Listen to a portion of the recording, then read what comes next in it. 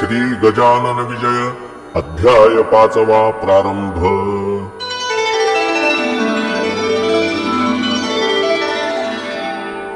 श्री गणेशाय नमः. हे अज अजित अद्वया सच्चिदानंदा करुणालया, दासगणू लागला पाया, आता अभय असू दे. मी हीन दीन पातकी नर, नाही कोणता अधिकार, सर्व बाजूंनी लाचार, आहे मी देवदेवा. परी अत्यंत हीनावरी, थोर सर्वदा कृपा करी, पहा अंगी लाविली खरी, विभूती श्री शंकराने. तो हीनांचा हीनपणा, थोरान आणि कमीपणा, हे जाणोन नारायणा, गणू हा ठेवा संग्रही. सर्व लाड लेकरांचे, माता ती पुरवी साचे, आहे दास गणूचे, ओझे सर्व तुझ्या शिरी. जैसे करशील तैसे करी, परी दया असू दे अंतरी, देवा तुझ्या बळावरी, दास गणूच्या साऱ्या उड्या. गजानन असता शेगावी, यात्रा येई नित्य नवी, ती कोठवर वर्णावी, पार न लागे तियेचा. महिमा तो वाढला फार, म्हणून गजानन साधूवर, ती उपाधी करण्या दूर, भटकू लागले काननी. महिना महिना तिकडेच राहावे, वाटेल तेथेच बैसावे, कोणाशी न उमगू द्यावे, चरित्र आपुले येतुलेही. श्रोते एका समयासी, महाराज पिंपळगावासी, गेले तेथे गोष्ट कैसी, झाली ते अवधारा. त्या पिंपळगावाच्या शिवारात, होते एक अरण्यात, शंकराचे मंदिर सत्य, जुने पुराणे हेमाडपंती. ऐशा त्या मंदिरी, येथे झाले साक्षात्कारी, बैसले शिवाच्या गाभारी, लावोनिया पद्मासन. गुराखी त्या गावचे, आपापले कळप गुरांचे, घेऊनिया निघाले साचे, अस्तमानी गावाकडे. मंदिरापुढे तत्वता एक लहान ओढा होता, तेथे पाणी पाजण्याकरिता गुरे गुराखी पातले. कोणी सहज मंदिरात, गेले वंदण्या शिवाप्रत, तो तेथे पाहोन समर्थ, आश्चर्यचकित जाहले. मुले म्हणती या मंदिरी, कोणी न पाहिला आजवरी, पुरुष बसलेला निर्धारी, अस्तमानाचे समयाला. काही गुराखी बाहेर आले, इतरा बोलावू लागले, काही तेथेच बैसले, सत्पुरुषाचे समोर. परी साधू बोलेना, डोळे मुळीच उघडीना, याचे कारण कळेना त्या गुराखी अर्भकासी. कोणी म्हणती थकलेला, हा साधू दिसतो भला, शक्तीमुळे नुरली त्याला, बोलावया कारणे. कोणी म्हणती उपवासी, असावा निश्चयसी, थोडी भाकर तयासी, देऊ आपण खावया. ऐसे म्हणून भाकर धरली मुखासमोर, भाविक मुळची गुराखी पोर, हलवू लागली समर्थाला. परी साधू हालेना, मुखी शब्द बोलेना, म्हणून साऱ्या गुराख्यांना नवल वाटले विशेष. गुराखी आपसात बोलती, याची मुळी नकळे स्थिती, जरी मेला म्हणावा निश्चिती, तरी आहे बसलेला. अंगना झाले थंडगार, ऊन आहे साचार, यावरून हा जिवंत नर, आहे आहे शंका नको. कोणी म्हणे असेल भूत, मायावी रूप दावीत, कोणी म्हणे हे तर सत्य, शिवा पुढे ना भूत येई. कोणी म्हणती स्वर्गीचा, देव हा असावा साचा, लाभ त्याच्या दर्शनाचा, झाला आपणा हेच भाग्य. याचे आता पूजन करू अवघे आपण, जा स्नाना लागून, पाणी आणा ओढ्याचे. पोरे गेली ओढ्यावरी, गेळ्यामध्ये आणले वारी, परम भावे पायावरी, घालिते झाले समर्थांच्या. कोणी वन्य पुष्पे आणली, माळ त्यांची तयार केली, कंठामध्ये घातिली, गुराख्यांनी साधूच्या कोणी कांदा भाकर नैवेद्यार्थ साचार दिली ठेवून समोर एका वडाच्या पानावरी. गुराख्यांनी केले नमन आदरे भाव धरून काही वेळ केले भजन पुढे बसून समर्थांच्या. ऐसा आनंद चालला तो गुराखी एक बोलला, अरे वेळ बहु झाला चला आता गावाकडे. दिवस गेला मावळून कान आली रानातून मुले गुरांना घेऊन ऐसे लोक म्हणतील की कदाचित आपणासी पाहण्या येतील काननासी तान्ही वासरे घरासी लागली असतील हुंबरावया. या साधूची हकीकत आपण सांगू गावात शहाण्या वडील माणसाप्रत म्हणजे येईल कळून की. ते अवघ्यासी मानवले गुराखी सर्व निघून गेले गावा माझी कळविले मंदिराचे अवघे वृत्त. पुढे श्रोते प्रातःकाळी आली गावची मंडळी समर्थासी पाहण्या भली गुराख्यांच्या बरोबर. जैसा काल होता बैसला तैसाच आता पाहिला भाकरी ना स्पर्श केला ती जशीच्या तशीच आहे की. म्हणू लागले गावकरी हा योगी पुरुष कोणीतरी आहे बैसला मंदिरी सांप्रतया शंकराच्या. कोणी ऐसे बोलले शिवपिंडीच्या बाहेर आले आपणा दर्शन द्याया भले चला नेऊया गावात. हा समाधी उतरील तेव्हा काही बोलेल ही उतरण्या आहे वेळ त्याला त्रास देऊ नका. बंगाल देशी जालंधर 12 वर्षे झाले स्थिर समाधीच्या जोरावर गर्ते माझी ख्यात हे. ऐसी भवती न भवती झाली एक पालखी आणविली त्यात उचलून ठेविली समर्थांची मूर्ती पहा. ग्रामातील नारी नर अवघे होते बरोबर पुढे वाजंत्र्यांचा गजर होत होता विबुध हो. मधून मधून तुळशी फुले पौर टाकीत होते भले समर्थांचे अंग झाले गुलालाने लाली लाल. घंटा घड्याळे वाजती लोक अवघे भजन करीती जय जय योगी राजमूर्ती ऐसे उंच स्वराने. मिरवणूक आली गावात मारुतीच्या मंदिरात बसविले आणून सद्गुरुनाथ एका भव्य पाटावरी. तोही दिवस तैसाच गेला मग लोकांनी विचार केला आपण करू स्तवनाला उपाशी बसून यांच्या पुढे. ऐसा जो ते विचार करीती तो आले देहावरती श्री गजानन सद्गुरुमूर्ती मुकुटमणी योग्यांचे. मग काय विचारता आनंद झाला समजता प्रत्येक स्त्री पुरुष ठेवी माथा स्वामींची या चरणावरी. नैवेद्याची धूम झाली ज्याने त्याने आणली पात्रे ती वाढून भली मारुतीच्या मंदिरात.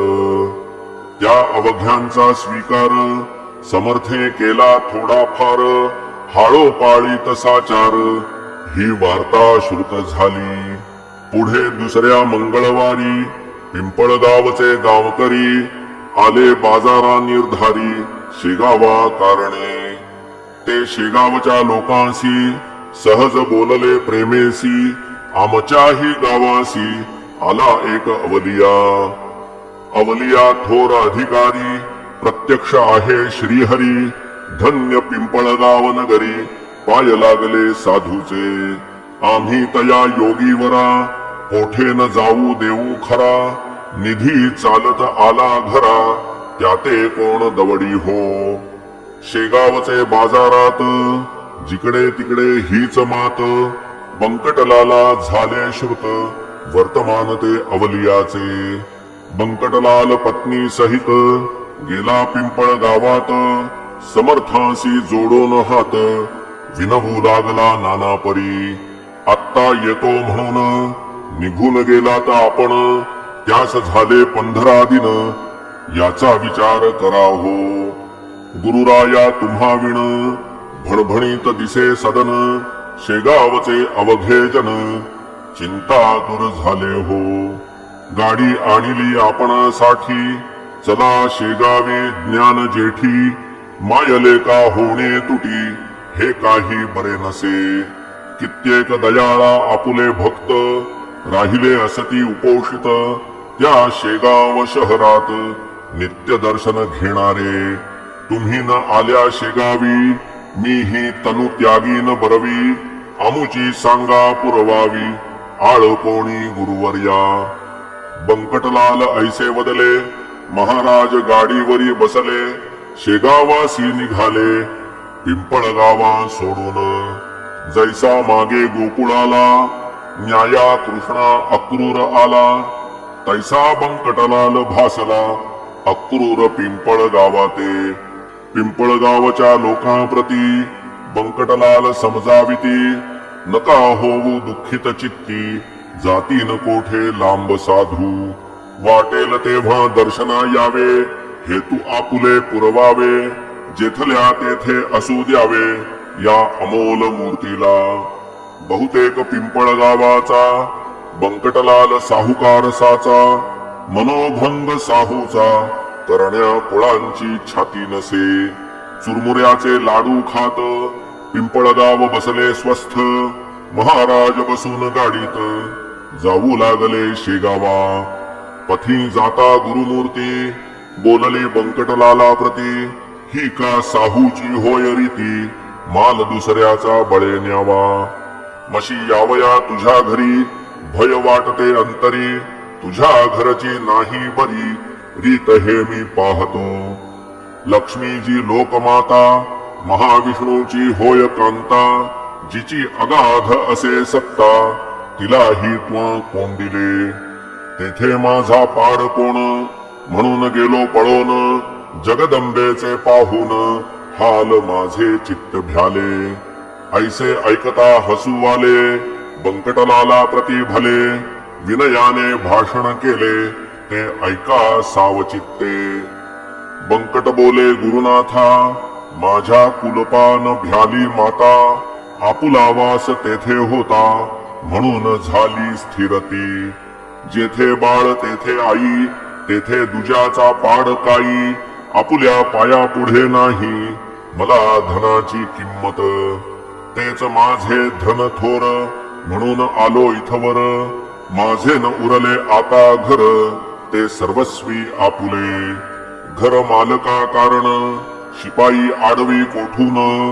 जैसे तुमचे इच्छिल मन तैसेच तुम्ही वागावे इतकीच माझी विनंती शेगावी असो वस्ती धेनू कानना ते जाती परी येती घरी पुन्हा तैसेच तुम्ही करावे अवघ्या जगा उद्धरावे परी आम्हा न विसरावे शेगावी यावे वरचेवर ऐसी समजूत घालून शेगावी आणले गजानन तेथे काही दिवस राहून निघून गेले पुनरपी ती ऐकावी तुम्ही कथा सांगतो मी इथे आता अडगाव नामे ग्राम होता एक तया वऱ्हाड प्रांती त्या ग्रामा कारण जाया निघाले दयाघन प्रातः काळी चुकवून नजर शेगावकरांची महाराजांची चालगती वायूची या समान होती अंजनी तनय मारुती आला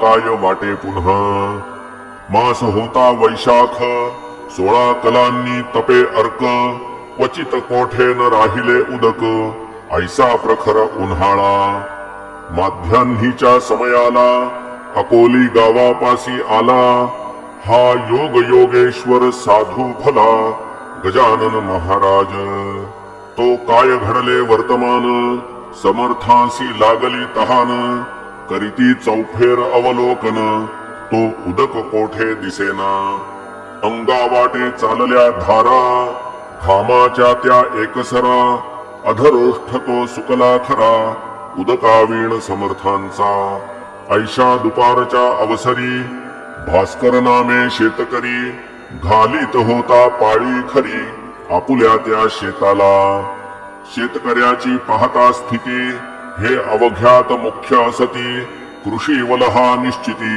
अन्नदाता जगाचा अंगी ऐसे मोठेपण परी सोशी यातना दारुण बिचाऱ्यांना ऊन तहान सोसणे भाग असे की त्या अकोलीच्या शिवारात जलाचे दुर्भिक्ष अत्यंत एक वेळा मिळेल घृत परी अभाव पाण्याचा आपणा ते प्यावयासी भास्कराने शेतासी आणिले खापराच्या घागरीसी उदक होते गावातून पाठीशी ती भाकर डोई जलाची घागर ऐसा होता प्रकार शेता माझी येण्याचा ती घागर झुडपा खाली होती भास्करे ठेविली त्या ठिकाणी स्वारी आली भास्करा जल मागावया समर्थ म्हणती भास्कराला तहान बहुत लागली मला पाणी देवा प्यावयाला नाही ऐसे म्हणू नको पुण्य पाणी पाजण्याचे आहे बापा थोरसाचे पाण्या वाचून प्राणाचे रक्षण होणे अशक्य धनिक पान पोया घालिती हम रस्त्याच्या पथावरती याचे कारण शोध चित्ती म्हणजे येईल कळोन भास्कर बोले त्यावर तू नंगा धूत दिगंबर तुला दांडग्या पाजिता नीर पुण्य लाभ कशाचा अनाथ पंगू दुबळ्यांसाठी त्या पुण्याच्या शोभती गोष्टी वा जो समाज हितासाठी झटे त्यासी साह्य करा ऐसे शास्त्राचे आहे वचन तुझ्या सारख्या मैंदा कारण आम्ही पाजिता जीवन ते उलटे पाप होय भूतदयेच्या तत्वे भला सर्प कोणी का पोसला वा जागा चोरट्याला देती सदनी काय कोणी तू भीक मागून घरोघर केलेस पुष्ट शरीर भारभूत साचार झालास आपुल्या कृतीने मी माझ्यासाठी घागर आणली सकाळी डोक्यावर त्या आयत्या पिठावर रेघोट्या तू ओढू नको तुला ना देणार पाणी नको करू रे विनवणी जा जा करी येथोनी काळे आपुले चांडाळा तुझ्या सारिखे निरुद्योगी जन्मले आमच्यात जाग जागी म्हणून झालो अभागी आम्ही चहू खंडात हे भास्कराचे भाषण समर्थांनी ऐकून थोडे करूनी हास्य वदन निघून गेले तेथोनिया थोड्या दूर अंतरावर एक होती साच विहीर तिकडे धाव अखेर घेतली स्वामी रायांनी स्वामी तिकडे जाऊ लागता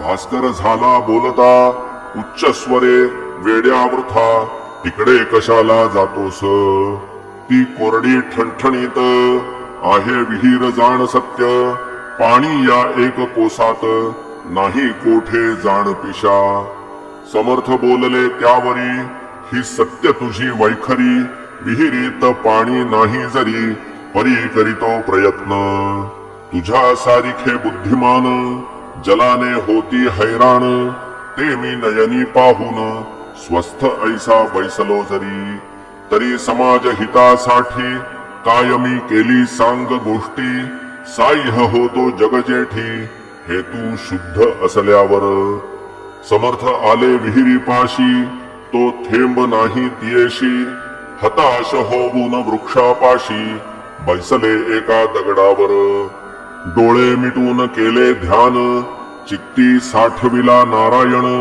जो सच्चिदानंद दयाघन दीनोद्धार जगद्गुरु समर्थ म्हणती देवदेवा हे वामना वासुदेवा प्रद्युम्ना राघवा हे विठ्ठला नरहरी देवा ही अकोली पाण्या वाचून त्रस्त झाली बोलहीन राहिली कोठेच देवा विहिरीतून मानवी यत्न अवघे हरिले म्हणून तुझला प्रार्थिले पाव आता जगन्मामुले पाणी दे या विहिरीला तुझी करणी अघटित जे न घडे ते घडविसी सत्य मांजरे जळत्या आव्यात पांडुरंगा तू रक्षिली प्रल्हाद भक्त करण्या खरा स्तंभी प्रगटलास जगदोद्धारा 12 गाव वैश्वानरा भक्षिले त्वा गोकुळात.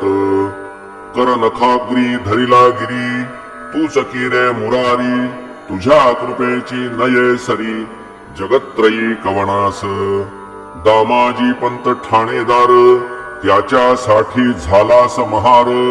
चोख्यासाठी ओढली ढोर पाखरे रक्षिली माळ्याची. उपमन्यूसाठी भला क्षीर समुद्र तुवा दिला. तहान नामदेवाला मारवाडात लागली जाई. तै तुम्ही कौतुक केले निर्जलता प्रांती भले. नाम्यासाठी भरविले जल हे आण ध्यानात. ऐसे विनविता ईश्वरा विहिरी लागी फुटला झरा. उफाळ्याचा साजिरा विहीर भरली क्षणामध्ये. साह्य झाल्या जगन्नाथ काय एक नाते होत. ईश्वरी सत्ता अगाध सत्य जे ना घडे तेच घडवी. तेथ पाणी समर्थ प्याले ते भास्कराने पाहिले. चित्त त्याचे घोटाळले काही नच चाले तर्क त्याचा.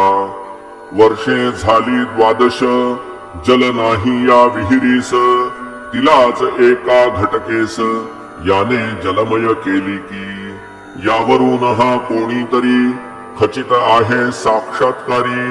बळेच फिरतो पिशापरी हे आता समजले. शेतीचे काम सोडून भास्कर आला धावून. धरिता झाला दृढ चरण मुखे स्तोत्र आरंभिले. हे नरदेहधारी परमेश्वरा हे दयेच्या सागरा. लेकरासी कृपा करा अर्भकमी तुमचे असे. तुम्हा ते ना जाणून मी बोललो टाकून. आता पस्तावा झाला पूर्ण क्षमा त्याची करा हो. टाकून बोलता गवळणी रागावला ना चक्रपाणी. दयाळा बाह्य वेशांनी तुझ्या मजला ठकविले. त्याचे तूच निरसन केले चमत्कार दाखवून. भगवंताचे देवपण कृतीनेच कळले की. तैसा तुझा अधिकार केवढा तरी आहे थोर. ते कळले साचार या जलाच्या कृतीने. काही असो सद्गुरुनाथा मी न सोडी तुम्हा आता. लेकराने भेटता माये कोठे न राहावे की. खोटी ही प्रपंच माया आले आज कळोनिया. आता परते न लोटाया दिन अर्भका कारणे. भास्करासी समर्थ म्हणती ऐसा न होई दुःखित चित्ती. आता घागर डोक्यावरती गावातून आणू नको. तुझ्यासाठी हे जीवन विहिरीत केले निर्माण. आता कशाची नुरली वाण मग का प्रपंच टाकीशी. पाणी आले तुझ्या करिता बगीचा तो लाव आता. भास्कर म्हणे गुरुनाथा हे आमिष दावू नका. माझा निश्चय हीच विहीर कोरडी ठणठणीत साचार. होती दयाळा आजवर थेंब नव्हता पाण्याचा. ती विहीर फोडण्याला तुम्हीच हा प्रयत्न केला. साक्षात्काराचा लाविला सुरुंग खडक फोडावया. तेने हा फुटला खडक भावाचे लागले उदक. आता मळा निशंक भक्तिपंथाचा लावीन मी. वृत्तीच्या मेदिनी ठाई फळझाडे ती लावीन पाही. सन्नीतीची माझे आई तुझ्या कृपे करुनी. सत्कर्माची फुलझाडे लावीन मी जिकडे तिकडे. हे क्षणैक बैलवाडे यांचा संबंध आता नको. पहा श्रोते संत संगती क्षणैक घडता भास्करा प्रती. केवढी झाली उपरती याचा विचार करा हो. खऱ्या संतांचे दर्शन आगळे सर्व साधनाहून. तुकारामे केले वर्णन संत चरण रजाचे अभंगी. तो अभंग पहावा चित्ती विचार करावा आणि त्याचा अनुभव घ्यावा निजहिता कारणे. पाणी लागले विहिरीस ही वार्ता आसपास. पसरता जनदर्शनास धावू लागले स्वामींच्या. मधूचा लागता सुगावा जैशा मक्षिका घेती धावा. वा साखरेचा पाहून रवा मुंग्या येती धावून. तैसे श्रोते तेथ झाले लोक अपार मिळाले. विहिरीचे पाणी पाहिले पिवून त्यांनी ते धवा.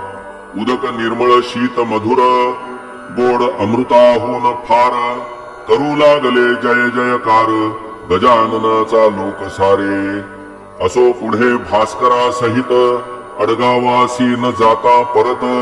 महाराज आले शेगावात श्री गजानन सिद्धयोगी. स्वस्ति श्री दासगणू विरचित हा श्री गजानन विजय नामे ग्रंथ होवो जगासी आदर्श भूत. संत महिमा जाणावया. शुभम भवतु श्री हरिहरार्पणमस्तु. इति श्री गजानन विजय ग्रंथस्य पंचमोऽध्यायः समाप्तः. श्री गजाननार्पणमस्तु.